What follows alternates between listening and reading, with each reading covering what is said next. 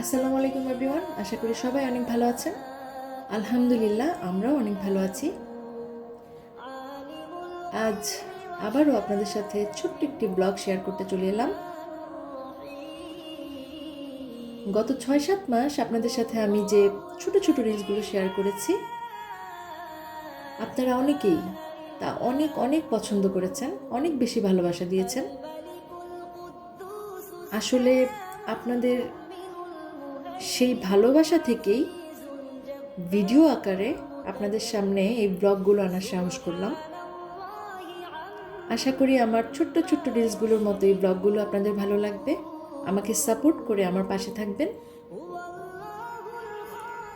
ঘর সাজাতে আমার আসলে অনেক ভালো লাগে, তবে রান্নাঘরের কাজ আমার তেমন একটা ভালো লাগে না, তবে করি,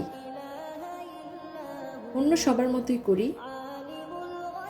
আমার কাছে মনে হয় সংসারের খুব কঠিন একটা নিয়মের মধ্যে একটি হচ্ছে সংসারের যে কাজটা অন্য কারো করতে ভালো লাগে না, সেই কাজটা সংসারের গৃহিণীকে করতে হয়। এটাই নিয়ম, আর আমিও তার ব্যতিক্রম না।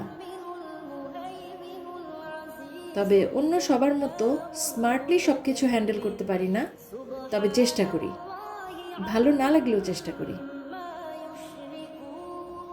কাজ করতে করতে যখন একটু ক্লান্তি চলে আসে, ওই যে দেখেন আমার টুকটুকি লেজ উঁচিয়ে হাঁটছে, টুকটুক টুকটুক করে সারা ঘরে হাঁটে। তাকে একটু দেখি, তাকে একটু আদর করি। কাজের ক্লান্তিটা তাতে কম মনে হয়। আমার বাসার পানিতে এত আয়রন, যার কারণে আমি বাসায় কোনো গাছই টেকাতে পারি না। তারপরেও চেষ্টা করে যাচ্ছি। অবশ্য এখন আমার 2 টুনটুনির জন্য গাছ খুব একটা রাখতে পারি না। গত কয়েকদিন ঘরের জন্য বেশ কিছু শপিং করতে হয়েছে, জরুরি কিছু, টুকিটাকি অনেক। মেয়ের চুড়ির শখ ছিল, কিছু চুড়ি কিনলাম, তবে পছন্দসই অনেক কালারই পাই নাই। দেখি 2 দিন পর হয়তো আবার বের হব।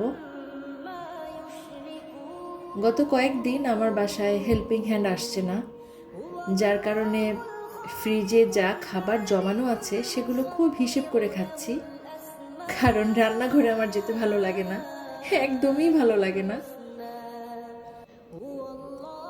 চিংড়ি মাছ দিয়ে একটু ভর্তা করলাম, তাও পেঁয়াজ ছাড়া, আমার মেয়ে পেঁয়াজ খায় না।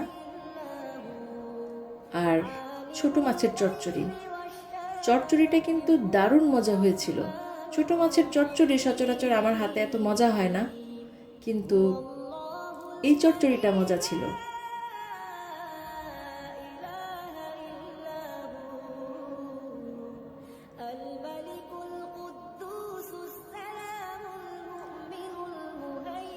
হেল্পিং হ্যান্ড যারা, তাদের ছুটি আছে, যারা অফিসে জব করে তাদেরও ছুটি আছে। একমাত্র ছুটি নাই সংসারের গৃহিণীদের। এটাই জীবন। সবাই ভালো থাকবেন। নেক্সট ব্লগে কথা হবে। আল্লাহ হাফেজ।